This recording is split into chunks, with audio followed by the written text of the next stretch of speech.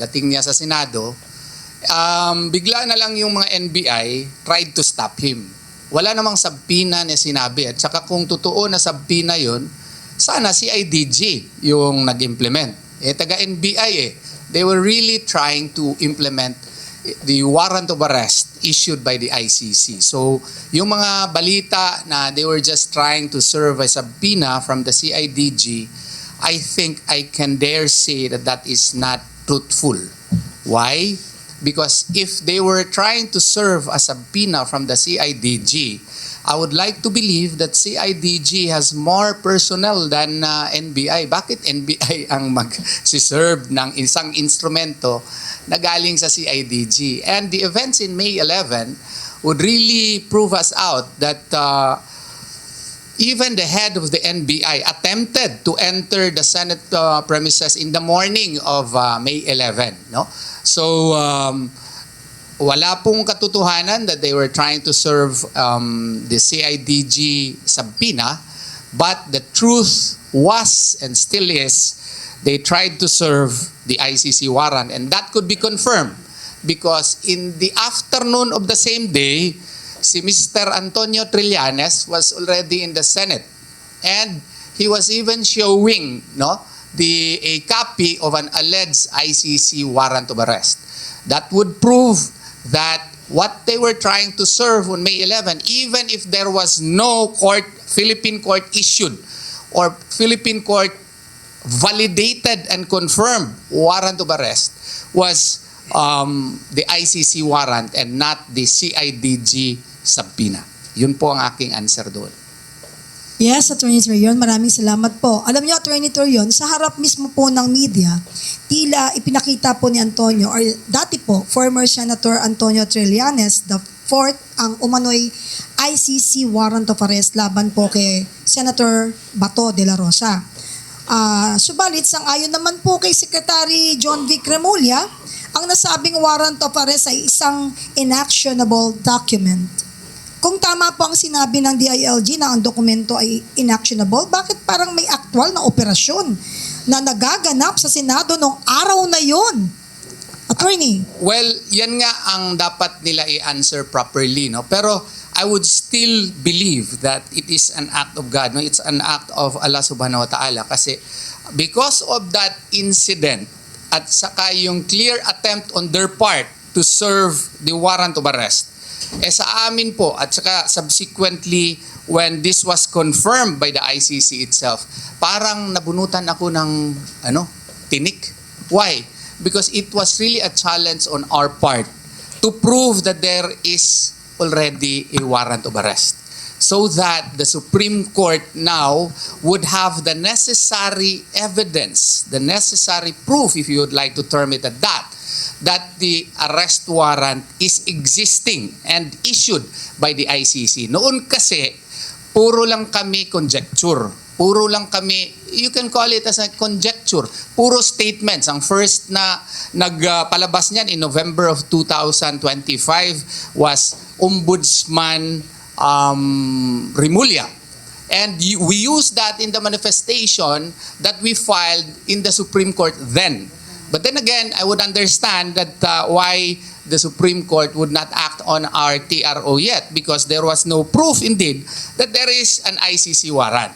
So, nung pinakita na mismo ni Mr. Antonio Trillanes na meron ngang warrant and kinonfirm ng ng ICC in the evening of May 11, then there is no more doubt as to the existence of the warrant of arrest. And the existence of the warrant of arrest, and in fact the recognition on the part of the executive department that there is a warrant of arrest, should be differentiated from enforcement of warrant of arrest, such that if they justify it on the foreign affairs power on the part of the executive department, or through his presidential powers on the part of the executive department, once it involves deprivation of liberty within Philippine soil, we will follow Ho versus People, Achacoso versus Salazar versus Achacoso rather, that such instances should now pass through our Philippine courts. It has to be the Philippine court warrant of arrest that would bind Senator Bato de la Rosa. Since that was not validated by a Philippine court, since that was not issued by a Philippine court, in the light of the fact that we do not have the surrender procedural mechanism which is required under supposedly Article 88 and 89 of the Rome Statute, even that, no, would require that all state parties should have their own procedural mechanism insofar as the assistance, the necessary assistance insofar as member states are concerned, wala pa nga. Wala tayong procedural mechanism. So, bawal na bawal po yung pag-attempt and ongoing effort to arrest Senator Bato de la Rosa. So, we interposed our objection as lawyers. Attorney Jimmy Bondoc has likewise argued against the implementation of any ICC warrant of arrest if not issued by a Philippine court judge, if not confirmed or validated by a Philippine judge. Thank you. Attorney Torion, salamat po. Attorney, hindi ba nakakalito sa publiko na may mga taong tila kumikilos po na ipapatupad na ang warrant, samantalang sinasabi naman ng gobyerno na hindi po ito maaaring i-enforce? Yan nga po, noon pa sinasabi namin, si Senator Bato gusto lamang na magkaroon ng assurance na dito sa Pilipinas siya lilitisin. Or kung mahirap yan, okay, kung mahirap yan, kailangan meron tayong procedural mechanism as to how to implement surrender. At klaruhin sana ito ng gobyerno kung ano ba talaga. All actions seem to point to the fact na yung nangyari noon kay PRRD ay gagawin na naman nila ngayon based on executive discretion, based on the foreign affairs power on the part of the president. Maling-mali nga yun dahil sa if it involves deprivation of liberty nga, kailangan dumaan yan sa ating mga korte because we have our own constitution, we have independence, we are independent as a nation, then we should assert our Philippine sovereignty. And besides, it is even mandated by the ICC Rome Statute. If you read Articles 88 and 89 of the Rome Statute, nakasaad po dun that it is our obligation supposedly when we were still members, hindi na nga tayo miyembro ngayon, to provide for procedural mechanisms as to how to implement surrender. Kasi nga po, ang surrender is not a self-executing provision. Just like any law, if they cite Section 17, kailangan yan ng rules of procedure para po ma-implementa yan dito. Kung walang rules of procedure, it is not self-executing. Thank you, Attorney. At Attorney, kung wala pa palang Interpol Red Notice at wala pang domestic clearance process, bakit nagkaroon po ng impresyon na pwede nang arestuhin si Senator Bato kahit anong oras? Yan nga po ang problema kasi it would seem, no, based on the actions, bold actions on the part of Director Matibag, it would seem that the stance of the government is really to imitate the action done against FPRRD. So, dahil dito, they are now emboldened to act. Kasi akala nila, legal ito. Hindi po legal ito. Kasi nga po, walang Philippine court-issued warrant of arrest. And that is required under Article 3, Section 2 of the 1987 Constitution that no person shall be deprived of life, liberty, or property without due process of law. Kailangan po ng due process. However serious the accusations are against Senator Bato de la Rosa, that should not be, our Bill of Rights should not be sacrificed. What is my basis? All constitutional democracies also follow that. There is customary, this time, there is customary international law that if a foreign warrant of arrest is issued in a court, whether member or non-member, these accused persons by the ICC should be accorded the protection of a competent judicial authority. Hindi lang Article 59. Hindi na natin i-cite yung Article 59.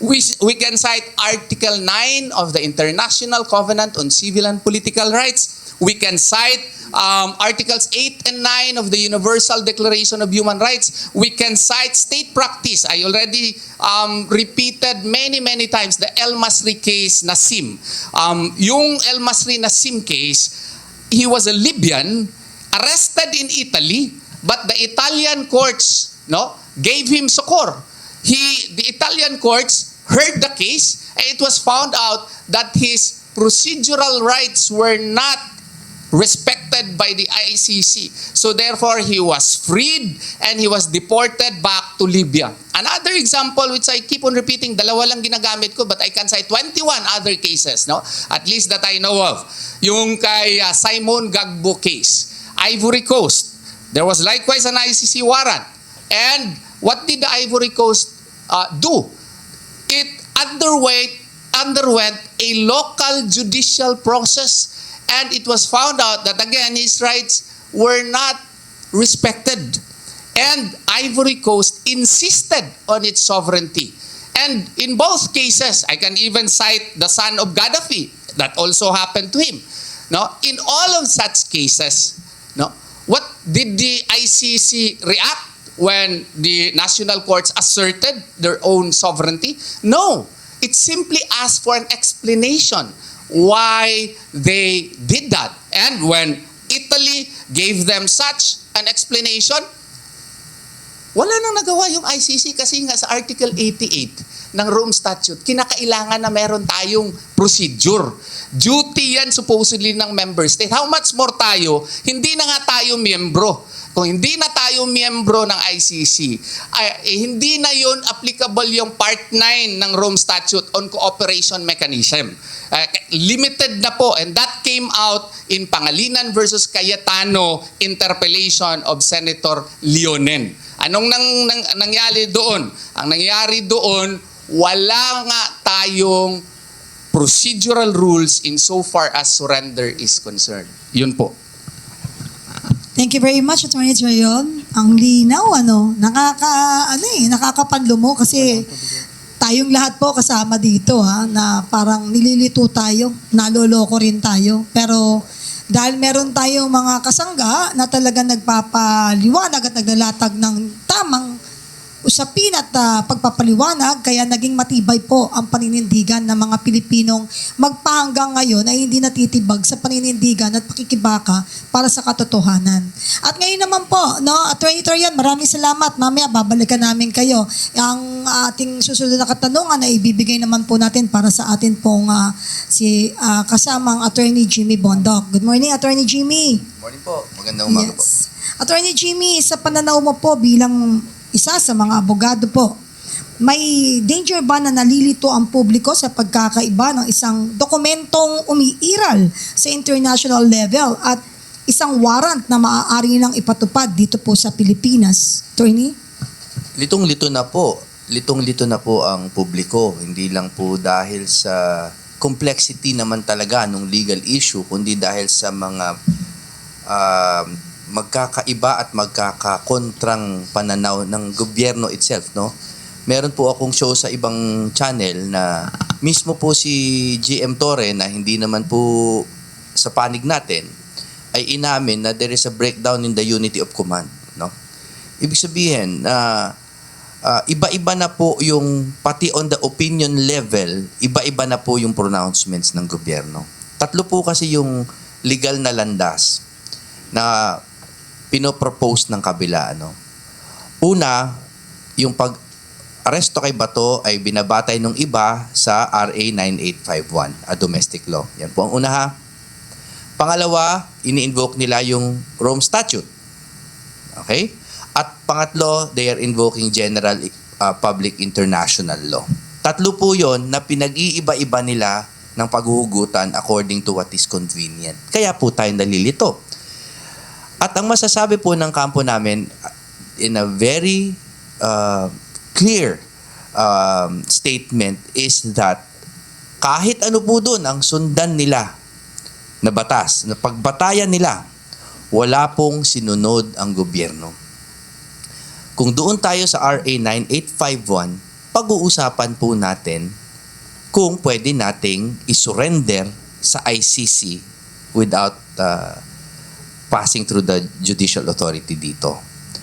Kung pag-uusapan natin ng Rome Statute, which by the way para sa amin ay wala ng jurisdiction, hindi nila sinunod ang Article 59 at hindi nila sinunod ang regulations of the court ng ICC, particularly Regulation 31 number 3, which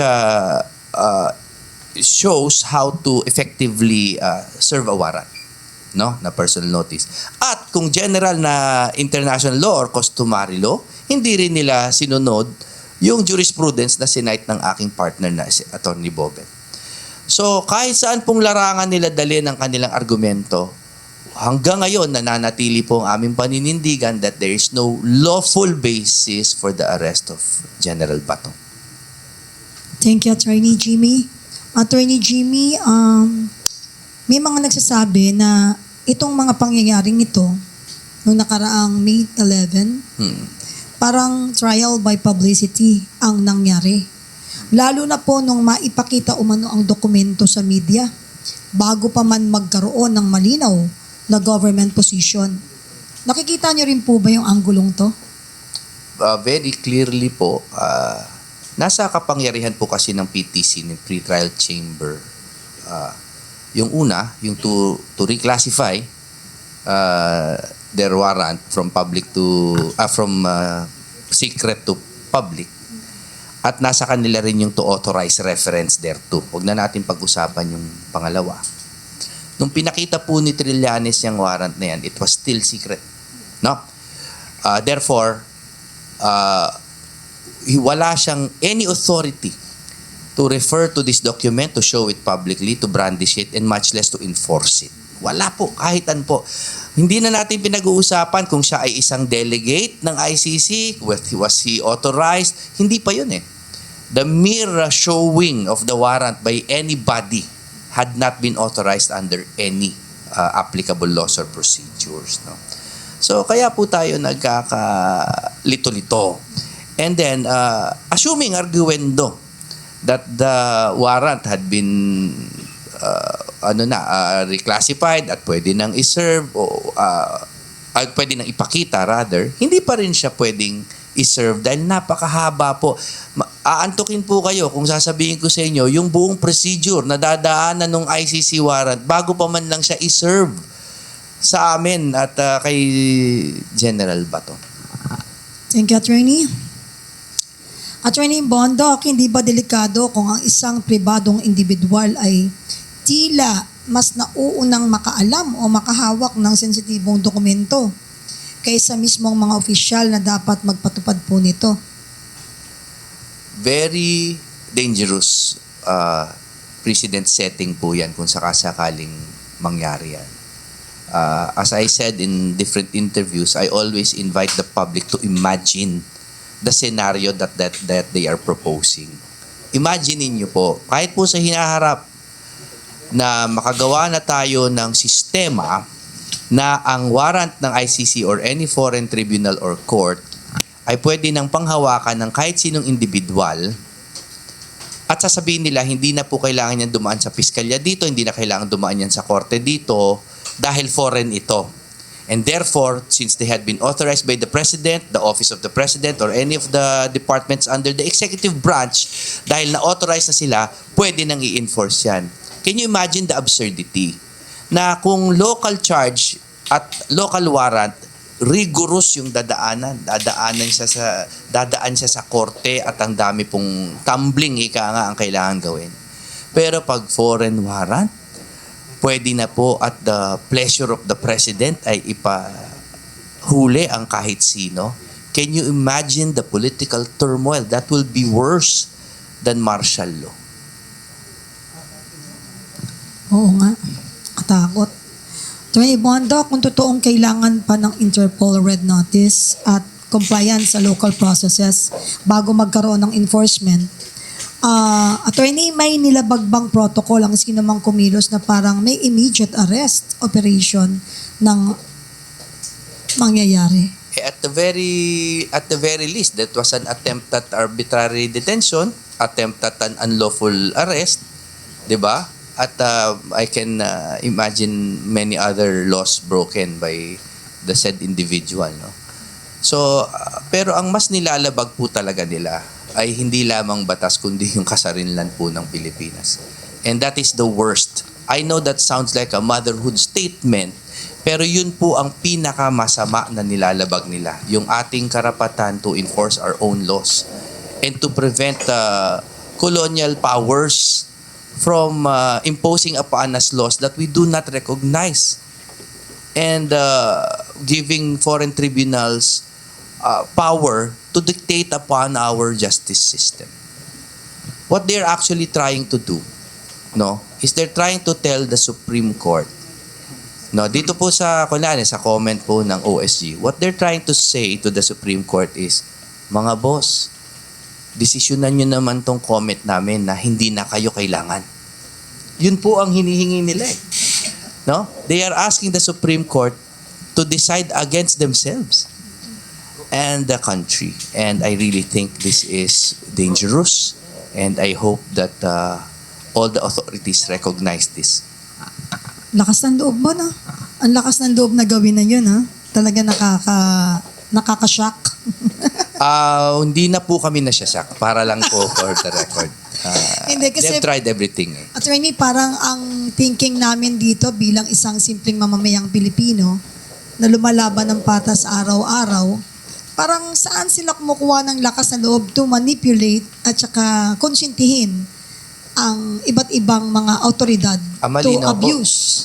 Malinaw po kung saan sila kumukuha ng lakas ng loob, and it is out of fear.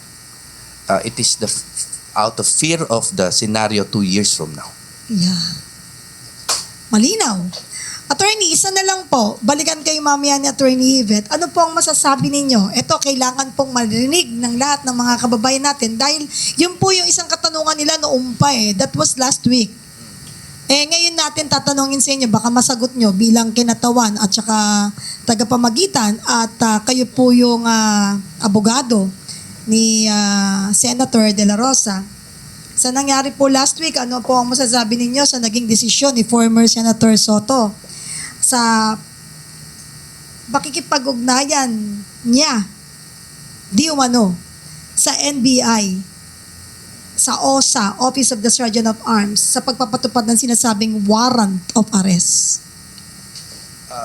Pagdating po dyan, the reason why I want to limit my comments, no, is obviously there's a very huge political struggle now within the Senate. At gusto kong bigyan ng konting halaga yung pagpapaliwanag ni former SP Soto na dahil wala naman siyang kaalam-alam na dadating si Bato, parang ang sinabi niya lang ay, sige, coordinate nyo lang sa OSA. Bigyan ko po natin ng kahit mga 50% na tiwala muna, no? But on the other hand, the other 50 should be reserved for our vigilance, no? That vigilance is to prevent further cooperation by any of the senators with law enforcers who have no right to arrest General Bato. And that said, also, we are very happy for now that the Senate presidency has changed because we stand with Alan Cayetano, ha. I think that has to be said. We cannot leave him out to hang to dry, no? Kasi si SP Cayetano is not being partisan. I want that clear. I think he is preserving the integrity and the sanctity of the Senate. I don't think it's for Bato. I don't think they've seen eye to eye on all stages of our recent political history, no? Pero ang para sa kanya talaga, bahay namin to, we are one of the 3 branches at wala kayong pinapakita pang lawful basis para arestuhin ito. So ba't kami magko-coordinate sa inyo? Kayo mag-coordinate sa amin pag meron kayong i-enforce out of respect. At kami, susuriin namin kung pwede nang arestuhin si Bato. Sinabi rin po ni Senator Cayetano, pasensya na humaba ng konti, Sinabi ni Senator Cayetano, iba naman yan kung local warrant yan. Kung local warrant yan, we would have treated it like they did with Enrile, De Lima, Trillanes. Pero hindi nga local yung warrant. So I think we should support Alan Cayetano in unison kung ano man ang kulay ninyo because he's preserving the integrity of the Senate. Thank you, Attorney. Yung reservation that hindi niya pwedeng sabihin lahat sa atin, we need to respect kasi it's for us, Filipino, na ma-intact din naman po yung mga dapat hindi mo na ibuga. And now, ibalik ko naman po yung tanong ulit kay Attorney Terion. Medyo nabitin po ang ating mga kababayan. May mga pumapasok din pong mga comment at mga question. No, Attorney Terion, kung subpoena lang talaga yon, bakit hindi agad malinaw ang paliwanag ng gobyerno mula sa simula? Yes, kung yun pala ang purpose, di sinabi ka agad nila. Pero yun nga, I doubt kung subpoena nga ba yun. Kasi babalik na naman ako doon sa aking answer. Kung subpoena yun ng CIDG, why would NBI serve it in the morning of May 11 of 2026? No? So, palusot na lang yun sa tingin ko. No? So, that is, in my humble view, parang naghahanap na lang siguro ng paraan para at least ma-justify. Kung sa amin yan sa mga Bisaya, palusot na lang to. No? That's my opinion on the matter. Kasi nakakatawa na merong, merong subpoena ang CIDG. Ngayon ba ang NBI adjunct office na ng CIDG? The way I see it, iba sila na agency. And CIDG has its own personnel and NBI also has its own personnel, and it would be the height of hypocrisy, no, to the point of being untruthful na siguro na i-claim na CIDG subpoena ngayon. And by the way, yung CIDG subpoena, ni-recall nila ha. And actually, we can use that also. We can use that by arguing likewise that the Philippines now is exercising jurisdiction over the AJK cases.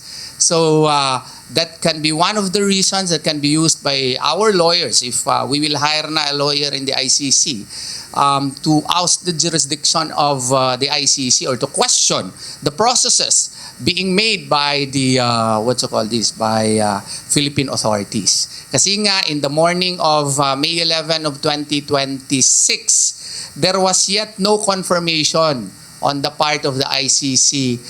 There was yet no unsealing of the ICC warrant of arrest. And procedurally, even if hindi na tayo miyembro, hindi na tayo bound under Part 9 of the Rome Statute. Pero granting for the sake of argument, hindi nila na-follow at that time yung procedural mechanisms before one can implement a warrant of arrest by the ICC. So to claim na subpoena yun, to my mind, and with utmost due respect, is baloney.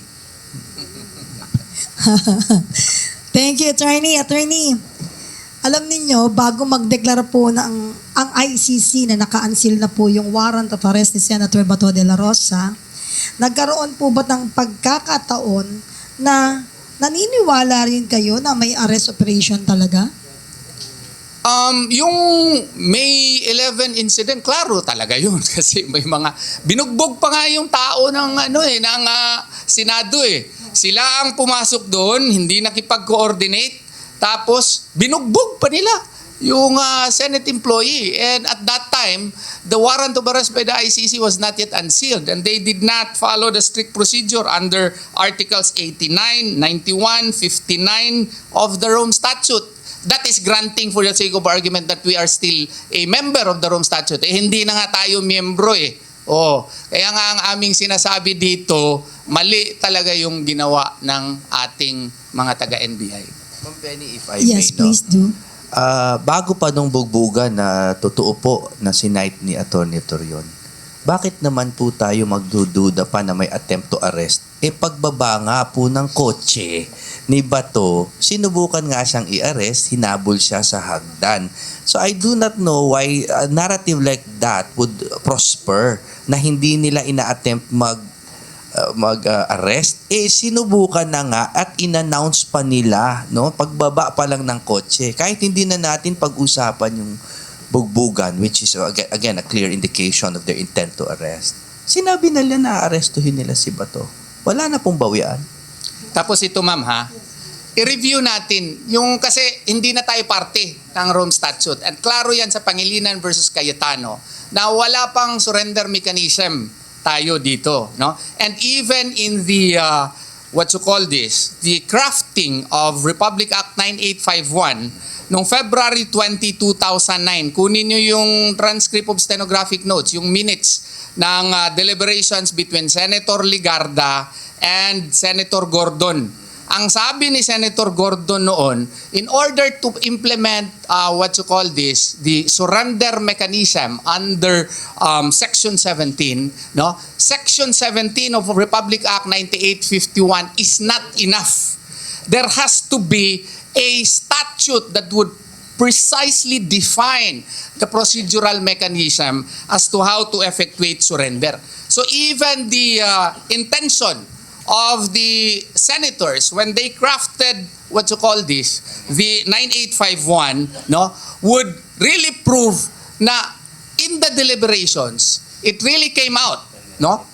Deliberation mahaba yun during the time when Senator Ligarda was throwing questions at Senator Gordon, lumabas po dun na it's not enough. RA 9851 is not enough. And even if we base Article 59, hindi na tayo miyembro niyan. Kalukuhan niyang sinasabi, kagaguhan niyang sinasabi na you could not anymore invoke Article 59. Ano ba yan, cherry picking? You are implementing the warrant of arrest under Article 58. We do not recognize that anymore because we believe that ICC has no more jurisdiction. But granting for the sake of argument that it has jurisdiction, we can also invoke Article 59. Anong nakasabi dyan sa paragraph 1? Oh? A state party which has received a request for provisional arrest or for arrest and surrender shall immediately take steps to arrest the person in question in accordance with its laws. In accordance with whose laws? Philippines. Anong sa Philippines ito? In accordance with its laws and the provisions of Part 9. It has to be reconciled.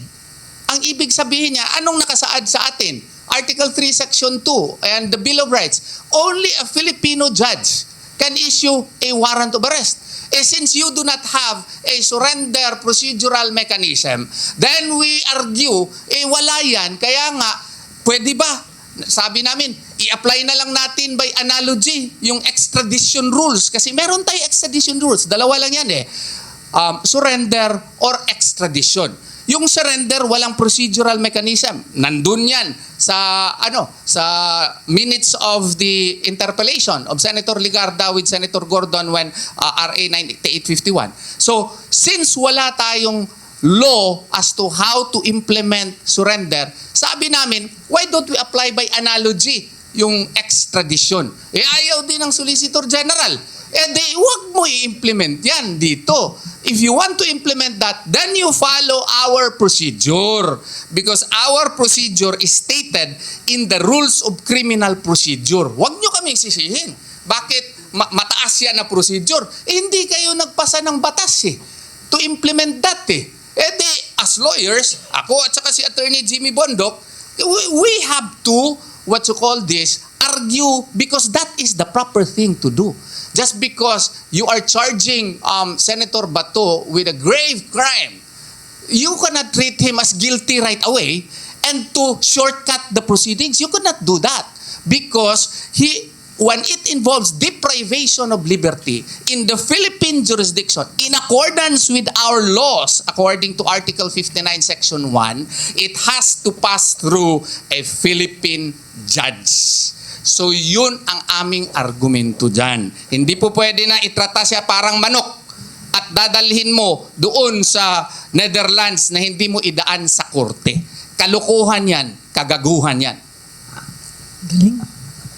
Alam niyo nung last week, mga kababayan at mga nandito tumututong sa ating kapihan sa PDP Live Podcast, litong-lito na mga Pilipino. May mga mangilan-ngilan, nagpagamit pa, nananawagan, sumisigaw, na hindi nila alam kung ano yung panawagan at sinisigaw nila. Kaya lalong dumagdag sa kalituhan ng ating mga kababayan. Ngayon naman po, no, ayaw kong ma-preempt or mapuwersa, sumagot. Kasi alam mo, sa totoo lang, masyadong direct to the point pag sumagot po ang ating mga guest. That knowing them talaga, no, without reservation all the time. But now, dahil isasalang ito sa husgado, with reservation all the time. Kasi mahirap na. Kasi maraming nag-aabogado dyan, hindi naman abogado. Pagkatapos may abogado nga, lumagpas sa pagka-abogado, naging nanghuli na, naging pulis, di mo malaman kung sundalo. Kaya talagang nakakasindak talaga yung lakas ng loob nila. Masyadong pang-abuso ng autoridad talaga na hindi natin dapat payagan. Bilang Pilipino, yung mga nananahimik magpahanggang ngayon, kahit kitang-kita na, ginagalos-galusan na, tayong mga nanonood lang sa kanila, well, this time, wag naman tayong manood lamang, makiisa, tapos tingnan natin. At wag nating baguhin ang ating paninindigan, na manindigan lamang tayo sa tama. Hindi natin kailangan makipagkampihan. Dahil sa PDP Laban, talagang pinagbabawalan namin ang salitang kakampi. Hindi kakamping, kakampi. Kasi po, kaya namin po yun talaga pinagbabawalan dito, wala pong politika dito. Kaya ayaw namin ng kakampi dahil ang kakampi po kasama sa pang-aapi. So we don't need kakampi sa PDP. Lagi kaming kaibigan. Kaasama, kaibigan, kasama, kaibigan. Bakit kaibigan? May kasamang pag-ibig at pagmamahal sa ating mga kababayan. At sigurado nga ang paninindigan ay laging para sa kapanganan na mas nakararaming Pilipino na uhaw pa rin magpahanggang ngayon sa katotohanan at kabutihang inaabangan nila. Ngayon, no, Attorney Torion, mamaya mas maiinit po yung mga tanong at sunod-sunod po nating ilalatag sa ating mga kababayan. Sa inyo pong legal assessment, alam ko po isasagot dito pero gusto ng taong bayan na marinig at lumabas mula po sa inyong mga bibig. At kayo mismo yung nakakakilala sa tunay at tamang batas para sa tao, may nilabag po bang protocol sa paraan ng pag-handle po ng sitwasyon at mga pangyayari nitong nakaraang Mayo 11? Attorney? Well, yung ating konstitusyon mismo ay nilabag nila, no?